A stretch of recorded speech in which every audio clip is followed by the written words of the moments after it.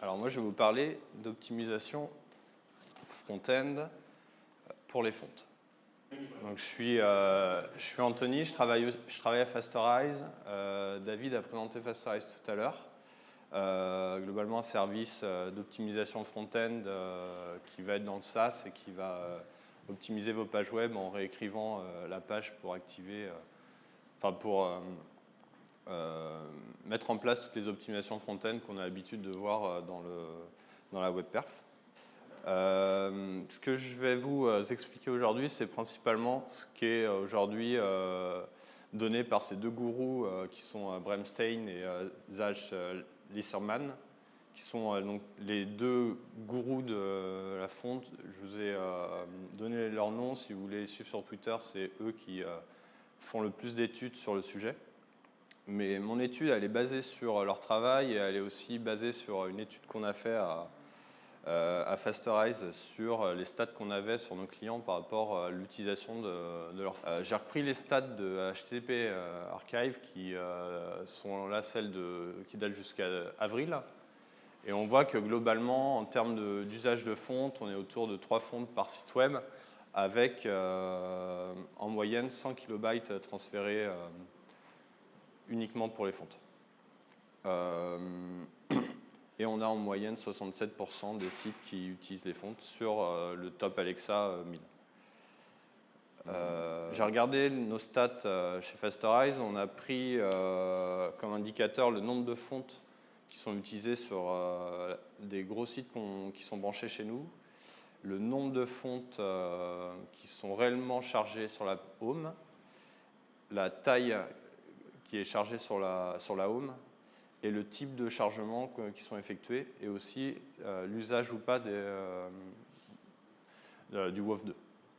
Je vous laisse regarder de 30 secondes. On voit qu'on est à peu près dans les stades de tout à l'heure. On a quand même un peu plus de fontes qui sont chargées que 3. Nous, on est plus autour de 5-6. Et en termes de poids, on est par contre un peu moins, globalement. Alors il y a des cas dans les deux sens, et on voit qu'il y a quand même une assez forte utilisation de Google Font, en plus de l'utilisation de fontes custom qui seraient chargées sur le domaine principal. On a fait l'expérience de voir, en faisant des tests web page test, l'indicateur speed index, comment il variait si on décidait de ne pas charger les fontes. Et on a fait la même chose pour le start render. Donc vous voyez sur les deux premières colonnes, vous allez avoir le speed index avant et après le blocage des fontes. Et en troisième colonne, le différentiel. Globalement, on voit que sur quelques sites, alors on a vraiment des très gros pertes de speed index. Donc le speed index, c'est l'indicateur clé pour connaître la perception utilisateur. Plus le speed index est bas, plus la page a été rapidement chargée. Globalement, on va tomber sur des améliorations de 5 à 10% avec quelques extrêmes à un peu plus. On va retrouver le même ordre de grandeur sur Start Render. En termes de concepts généraux, lorsqu'on parle de chargement de fonte, il faut bien comprendre comment le navigateur fonctionne. Le navigateur va charger une fonte que s'il y a plusieurs éléments. S'il y a une font face qui est la balise qui permet de déclarer une famille de fontes, que s'il y a des sélecteurs CSS qui vont indexer cette fonte, que s'il y a des éléments, des nœuds du DOM qui matchent des sélecteurs et que si ces nœuds contiennent du texte. Le fait que certains nœuds contiennent du texte ou pas, ça va être des comportements différents selon les navigateurs. Globalement, on a aussi, lorsqu'on parle de fonte, les variations possibles pour chaque police en italique, en gras, avec aussi le poids qu'on va avoir de 100 à 900, je crois. Donc tout ça, ça fait que pour chaque police, on peut avoir globalement une dizaine de variations. Comment on va avoir d'un point de vue waterfall? On va avoir d'abord la page HTML qui va charger un fichier CSS qui va lui avoir des déclarations de fonte. Une fois que le fichier CSS sera lu, que le DOM sera aussi récupéré, le navigateur sera capable de savoir lesquelles fontes il va pouvoir télécharger. À ce moment-là, il va pouvoir déclencher des téléchargements de fontes. Tout le problème et toutes les études sur les fontes sont sur le moment entre le début du chargement de la fonte et la fin du chargement de la fonte. Pendant ce temps-là, on va avoir, donc là c'est la partie jaune sur le schéma, pendant ce temps-là on va avoir deux comportements de navigateurs différents. On va avoir des navigateurs qui chargent d'abord un texte sans fonte, donc on va appeler ça le fallback fonte. Et on va avoir des navigateurs qui, eux, ne masquent complètement le texte tant que la fonte n'est pas téléchargée. C'est ce qu'on appelle en anglais le flash of unstyled text et le flash of invisible text. Lorsqu'on voit ça, on comprend qu'en termes de web perf, si la fonte met beaucoup de temps à charger, pendant longtemps, le texte va être invisible, ou alors le texte va être du coup pas dans la fonte qu'on a choisie, et on va avoir une mauvaise expérience utilisateur. On va faire la distinction en termes d'expérience utilisateur entre le fait que le texte soit invisible, c'est vraiment ce qu'on va essayer d'éviter à tout prix, et le fait que le texte soit d'abord rendu dans une police en fallback. Récemment, les navigateurs ont en plus rajouté des timeouts pour qu'au bout d'un certain temps, si la police n'est toujours pas téléchargée, on passe sur les polices fallback, dans le cas où le navigateur cache le texte tant qu'il n'a pas téléchargé la police. Globalement, on va avoir deux familles. On va avoir ceux de Microsoft qui vont, eux, charger d'abord un texte non stylé, et les autres, Chrome, Firefox, Safari, Opera, qui, eux, vont complètement cacher le texte tant que les polices n'ont pas été téléchargées. Le fait aussi en termes de performance que ces polices soient téléchargées pendant le chemin critique fait qu'on va consommer de la bande passante qui aurait pu certaines fois être utilisée pour des fichiers plus critiques. Donc c'est aussi un point d'attention lorsqu'on regarde le chargement des fontes, c'est voir quelles sont les fontes qui sont réellement utiles à la page pour le premier rendu de la page. On va considérer que ce qu'on appelle le foot, c'est de l'amélioration progressive. L'idée, c'est de pouvoir faire en sorte que les navigateurs qui ont un comportement où ils cachent le texte vont passer à un comportement où ils chargent d'abord du texte invisible. Une tendance qu'on a vue au moins l'année dernière, et ça a commencé l'année d'avant, c'est le fait que les applications des sites majeurs, notamment dans la publication, ont décidé de ne pas forcément charger de fonte et utiliser les fontes système. Donc en fait, il y a eu des études qui ont montré que la fonte family que je vous ai mis permet d'utiliser des fontes système pour la plupart des OS et des fontes qui vont en fait se ressembler et qui vont être plutôt belles. Donc on a GitHub, Medium, WordPress, Ghost qui vont partir sur ce type de stratégie pour ne pas avoir de problème au niveau de leur fonte. C'est du coup une des stratégies qu'on va recommander si on est dans le cas d'applications type dashboard qui n'ont pas forcément un grand besoin de style. Lorsqu'on parle de réduction de police, on va maintenant privilégier le format WAF2 qui est déjà supporté par maintenant la plupart des navigateurs. On va encore utiliser WAF en fallback qui lui est supporté par 97% des navigateurs actuellement utilisés. Donc là, ce que je vous mets, c'est finalement ce qui, en 2017, va être le font face qu'on recommande. Les autres formats, il n'y a pas un grand intérêt à les mettre, à moins que vous ayez encore dans votre cible des IE8 ou moins. Lorsqu'on fait l'optimisation des fontes, on va essayer de réduire au maximum le nombre de caractères qui sont embarqués dans la fonte. On va avoir une relation de 1 à 1 entre le nombre de caractères et la taille résultat. On va globalement garder tout l'Unicode pour le latin. Et on peut aussi utiliser une déclaration, un descripteur CSS qui s'appelle Unicode Range, qui va permettre de spécifier un Unicode, un intervalle Unicode correspondant à la police qu'on est en train de charger. Le navigateur va du coup vérifier dans la page que l'intervalle Unicode est utilisé avant d'essayer de télécharger la police. Maintenant, je vais vous parler de stratégie pour réduire au maximum le fait que la police que le texte soit invisible lorsque la police soit chargée. On a une balise une nouvelle propriété CSS qui s'appelle FontDisplay, qui est une propriété qui va nous permettre de choisir le comportement du navigateur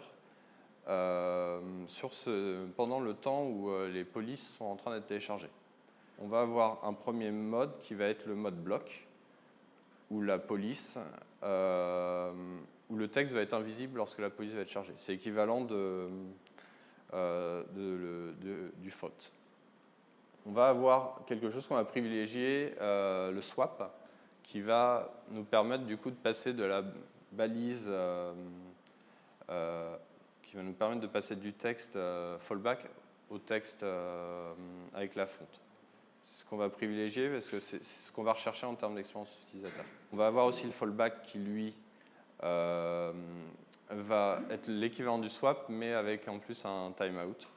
Lorsque la police n'est pas chargée pendant le timeout, on va garder le fallback. Sinon, si elle est chargée avant le timeout, on va pouvoir la charger. Et on va avoir dernière valeur qui est optional, qui elle permet de laisser la police fallback pendant le premier chargement, et une fois que la police est cachée, rendre la police, la vraie police directement dans le texte. Globalement, FontDisplay, c'est encore quelque chose qui n'est pas applicable aujourd'hui. Aujourd'hui, on est rendu à Chrome 59. Chrome 60 embarque ce support sans flag. Donc, ça va quand même arriver rapidement sur Chrome. Sur les autres navigateurs, Firefox le gère, mais derrière des flags. Et les autres n'ont pas donné de signe de support. C'est une des solutions les plus simples qu'on peut mettre en place pour l'avenir. Et c'est une des solutions qui va vous coûter le moins en maintenance. Elle ne change rien par rapport à votre chargement actuel sur le travail de la minification des fontes. Après, le problème, c'est qu'on va avoir peu de flexibilité sur ce chargement. On ne va pas pouvoir grouper différentes fontes pour réduire les repaints. On va être sur quelque chose de finalement encore assez basique, mais qui sera fortement recommandé plus tard. Une autre possibilité pour réduire finalement le moment où le texte est invisible, où le texte est rendu avec en fallback, c'est de précharger les fontes. On peut utiliser le link preload qui lui permet de faire en sorte que les fontes vont être téléchargées avant même que le CSS soit complètement exécuté. L'idée du preload, c'est qu'on va aussi être sur quelque chose qui est encore peu implémenté par les navigateurs. Chrome le supporte, mais pas les autres navigateurs. Donc on est aussi sur quelque chose qui fonctionnera bien dans le futur, mais qui actuellement est encore peu utilisable. Ça reste un petit peu comme le font display, quelque chose qu'on va recommander, mais qui finalement ne va pas avoir de résultat aujourd'hui, mais qui va apporter finalement plus de flexibilité. Donc si on refait le talk dans un an, je pense qu'on peut s'arrêter là finalement. Maintenant, je vais vous partager la stratégie qui est la plus communément adoptée aujourd'hui pour charger les fontes en évitant le texte invisible. C'est ce qu'on va appeler le foot whiskless, qui est en fait une stratégie où on va contrôler le chargement des fontes en JavaScript via différentes API, donc soit via l'API CSS Font Loading, soit via des librairies qui vont pouvoir nous dire à quel moment la fonte a été téléchargée. L'idée, c'est de se dire qu'on va d'abord charger la fonte, charger une famille qui ne contient pas la fonte cible. Une fois que en JavaScript, on a détecté que la fonte est téléchargée, on va rajouter une classe sur le document, sur l'élément document, et on va pouvoir basculer au fait sur une autre famille de fontes. Donc on va comme ça complètement éviter le fait que le texte soit invisible. En termes d'avantages, on va aussi avoir une grande flexibilité vu qu'on va tout piloter en JavaScript. On va pouvoir regrouper le chargement des fontes pour faire un seul repaint. On va pouvoir placer le timeout qu'on veut en JavaScript avant de déclencher avant de faire au fait le flash ou pas. On va avoir du coup une grande flexibilité et on va avoir l'avantage que toutes les requêtes continuent d'être en parallèle. Un souci qu'on verra par la suite, c'est que certaines stratégies peuvent faire en sorte que les polices ne seront plus téléchargées en parallèle, mais téléchargées de façon séquentielle. Là, on va garder ces propriétés, on va garder l'ensemble des propriétés que le browser arrive à gérer, la négociation de contenu entre WOF2, le téléchargement en parallèle, le téléchargement que si les polices sont réellement utilisées. Le problème de cette solution, c'est que globalement, elle va quand même nécessiter un grand contrôle du code et elle va être difficile à automatiser. On va la conseiller du coup sur les personnes qui sont autonomes sur leur code parce qu'elle n'est pas très compliquée à mettre en place et elle va quand même permettre d'éviter dès maintenant avec un grand support navigateur le texte invisible qui du coup enlève enfin est mauvais en termes de performance. Maintenant, je vais vous parler de la dernière optimisation qui est alors un peu plus poussée. L'idée, c'est de se dire comment on peut faire pour ne pas avoir le texte invisible, mais ne pas non plus avoir de texte qui est rendu dans une police fallback. L'idée, c'est de réussir à caractériser, enfin à générer une police qu'avec les éléments critiques, qui va contenir juste les caractères, par exemple de A à Z, et optionnellement les chiffres, la ponctuation. On va avoir un fichier très petit, de l'ordre de quelques kilooctets, qu'on va pouvoir inliner directement dans le CSS. L'idée, c'est que ce CSS, on va le charger le plus tôt possible et il va pouvoir du coup être bloquant et afficher le texte dans la bonne police pour la plupart des caractères dès le début. Le reste, toutes les variations, italique, le gras ou même les autres caractères de la police principale, on va pouvoir les charger dans un second temps. Donc on va essayer de trouver tout ce qui est critique, le charger le plus tôt possible, Donc on va avoir différentes techniques, soit en inlinant, soit en utilisant le preload, le link preload. Et ensuite, on va les iloader, ce qui n'est pas critique, dans un second temps. Donc en fait, d'un point de vue texte, ça va être beaucoup plus complexe. Donc on va, au fait, par exemple, générer une nouvelle famille de fontes. Par exemple, celle-ci, c'est Lato subset, qui va contenir juste les caractères qu'on souhaite récupérer, qu'on souhaite intégrer dans le premier rendu de la page. Toutes les autres familles, on va du coup ne pas inliner le texte, on ne va pas inliner la source, et on va les charger par la suite. On va contrôler avec, de la même façon que tout à l'heure, le déclenchement ou non des repent en appliquant des classes sur les descripteurs. Donc on va avoir le premier stage qui va être juste la partie critique et un deuxième stage pour la partie des polices, on va dire, secondaires, annexes. Et ensuite, on va piloter tout ça en JavaScript en chargeant d'abord la police, c'est pas en chargeant, mais en observant d'abord le téléchargement de la police critique, et ensuite en regardant les autres polices annexes dans un second temps.